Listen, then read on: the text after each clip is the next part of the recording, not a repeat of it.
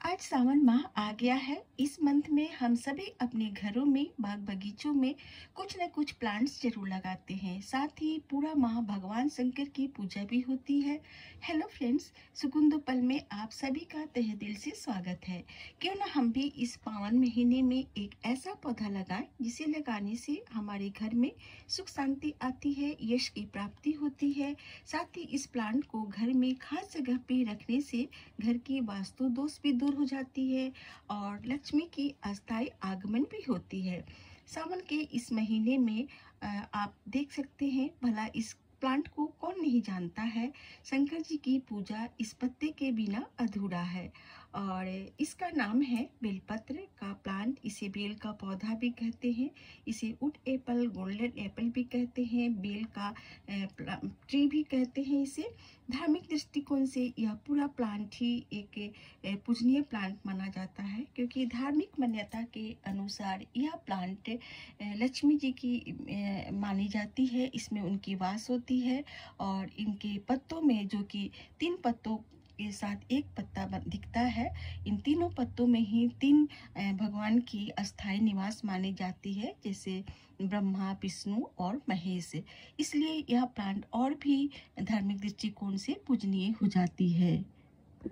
धार्मिक मान्यता तो एक अपनी जगह पर है, लेकिन साइंटिफिक दृष्टिकोण से भी यह पूरा प्लांट ही एक मेडिसिनल प्लांट है। इसके पत्तों का, फलों का उपयोग हमारे स्वास्थ्य के लिए अच्छा माना जाता है और इसका उपयोग हाई ब्लड प्रेशर में किया जाता है। साथ ही इसके फल, जिसे बेल कहते हैं, उसका उपयोग पेट की तमाम बीमारी में यह कारगर होती है और बेल की शरबत गर्मी में बहुत फायदेमंद होती है। इसकी तासीर ठंडी होती है, जो गर्मी से हमें राहत देती है।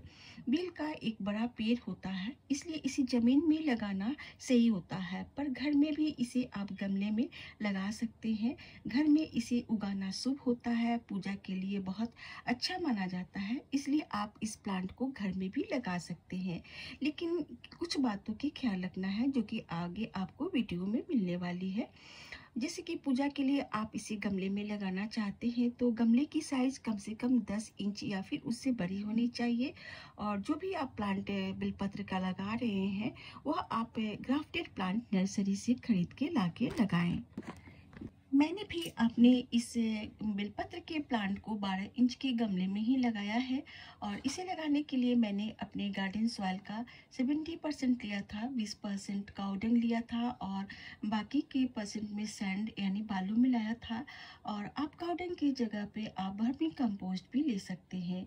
मेरा यह प्लांट जो आप देख रहे हैं, इसे मैंने पिछले साल सावन के महीने में ही लगाया था, यानी इसकी एज 1 साल की हो चुकी है और इसकी प्रॉपर ग्रोथ हो रही है। मैंने सावन महीना आने के पहले कुछ इसके डाल को कट कर दिया था और फिर भी इस प्लांट में देखिए नई नई पत्तियां निकल के आ रही हैं।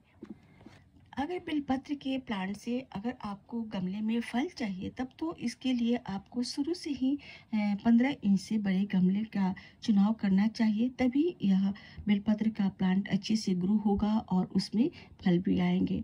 और फल चाहिए जल्दी, तो आप हमेशा इस बात का ख्याल रखें कि नर्सरी से इसका ग्राफ्टेड प्लांट ही लाए और इसका देसी बेल का पेड़ कभी भी गमले में नहीं लगाएं। देसी बेल का पेड़ जमीन के लिए बहुत अच्छा होता है और मैंने पिछले साल इस प्लांट को 60 रुपीज़ में नर्सरी से ख़रीदा था और इसकी देसी प्लांट आपको 20 रुपया में ही मिल जाएगी।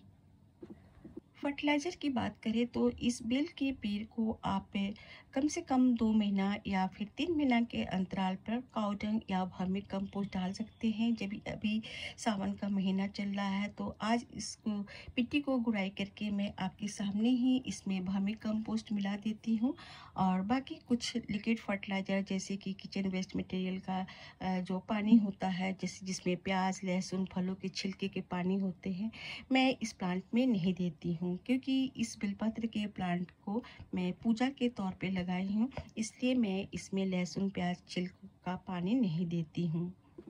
बेलपत्र के प्लांट की प्रोपगेशन इसकी सीड और स्टेम कटिंग से हो जाती है। मानसून सीजन में इसकी कटिंग अगर आप लगाना चाहते हैं तो ध्यान रखें इसकी स्टेम थोड़ी पुरानी हो और पेंसिल की आकार की मोटी हो। उस कटिंग को आप लगा सकते हैं। महीनों दिनों के अंदर उसमें नई फुटाव आ जाती है, जड़ें निकल आती हैं, तब आप उसको दूसरे गमले में या ग्राउंड में रिपोर्ट कर सकते हैं। लेकिन कभी भी आप बीज से तैयार प्लांट को गमले में न लगाएं या ज़मीन में भी नहीं लगाएं, क्योंकि बीज से तैयार किया गया प्लांट में फल आने में काफ़ी समय लग जाती है। गमले में अगर प्लांट है तो वाटरिंग कैसे किया जाए? जैसे ही मिट्टी सूखी लगे तभी आप इसमें पानी दे सकते हैं।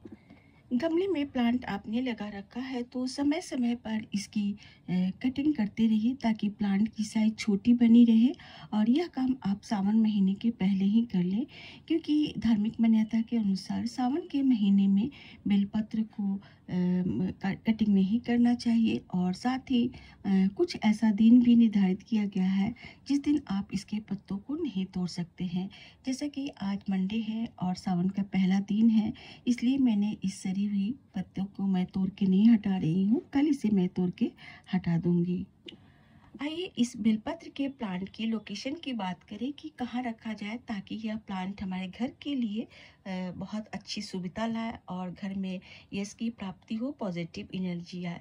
पहली बात तो इस प्लांट को वहाँ रखना है जहाँ पे इसे पूरी तरह से सनलाइट कम से कम 3-4 घंटे के लिए पड़ती हो। और दूसरी बात है, वास्तु के अनुसार इस प्लांट को नॉर्थ वेस्ट कोने पे रख सकते हैं या फिर घर के पीछे अगर खाली जगह है तो वहाँ इस प्लांट को लगा सकते हैं। अगर आपके पास जगह नहीं है तो फिर घर के मेन दरवाजे के पास जहाँ से आप बाहर निकलते हैं वहाँ राइट साइड में गमले में इस प्लांट को लगा सकते हैं।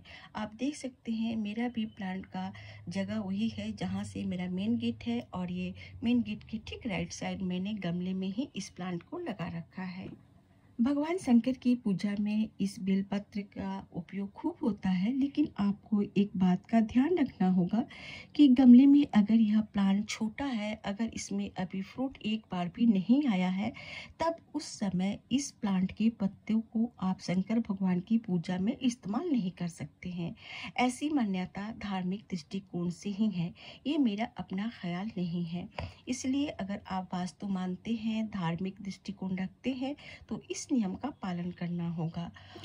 हाँ, इस प्लांट का आप रोज धूप दीप पानी देके पूजा कर सकते हैं और इस प्लांट के पास बैठ के आप शंकर जी का, लक्ष्मी जी का मंत्र उच्चारण कर सकते हैं। यह बहुत ही अच्छा होता है घर में एक अच्छी एनर्जी लाने के लिए, साथ ही आपके हेल्थ के लिए भी बहुत अच्छा होता है। चाहे धार्मिक दृष्टिकोण हो या फिर साइंटिफिक दृष्टिकोण हो, यह प्लांट बहुत ही अच्छा होता है। इसे आप गमले में लगाइए और इसे पूजा कीजिए या फिर यूं ही आप फल के लिए भी इसे लगा सकते हैं। उम्मीद है वीडियो की जानकारी आप सभी को अच्छी लगी होगी, तो प्लीज़ इसे लाइक करना मत भूलें। अगर मेरे चैनल पे आप नए हैं तो इस तरह का वीडियो देखने के लिए मेरे चैनल को भी सब्सक्राइब भी ज़रूर कीजिए और कमेंट भी करके मुझे बताएं कि आप किस प्लांट के ऊपर वीडियो देखना चाहते हैं या फिर आप कहां से मेरी इस वीडियो को देख रहे हैं। पूरी वीडियो देखने के लिए आप सभी का बहुत बहुत शुक्रिया।